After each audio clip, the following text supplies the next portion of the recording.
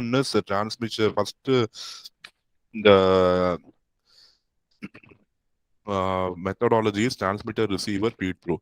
See, duplexer is a device which is used in the antenna, which will perform the task of transmitting and receiving. So when transmitting, it will allow the signal in this path. So the signal will not go here. So it is just a one-way communication. When the signal, when the duplexer is in receiving mode, whatever got from antenna will be put in this path. That will not go to the power amplifier. So the duplexer, just like a one-way circuit, it will either pass the signal from PA to antenna. PA is power amplifier. So our transmitter side always we use power amplifier. Receiver side always use LNA. Correct? So power amplifier, you see, it is uh, increasing the power to 1 watt. And LNA, you see, it is going to amplify your signal without any noise. It is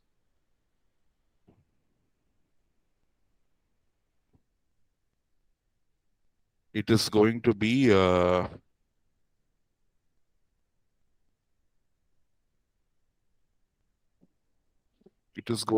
device which is going to allow traffic only in one direction. So TDD systems means time division duplexing systems activate only the transmitter or receiver to avoid coupling. So generally, at a time when the system is going to work in both transmitting and receiving, at a time when the device is going to work in transmitting or receiving architecture, you have to ensure that the signal is not coupled between both. So whatever signal going through PA should not go back to LN. It is going to affect your system.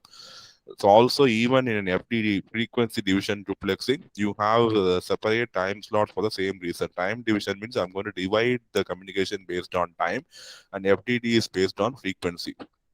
So on the other hand, in full duplex means both will work simultaneously. The duplexer is properly designed, then your circuit will act like a transceiver perfectly. So a typical a transceiver is shown here, and it is going to have output frequencies at frequency F2 attenuated by 50 dB as it leaks to the receiver. So 50 dB means, see here, if any frequency by chance it is leaking into the LNA, it will be attenuated by 50 dB. So receiver side, whatever power is going, it will be completely eliminated. So thus with the 1 watt transmitting power, the leakage the LNA can detect up to 220 dBm, detecting a higher compression point.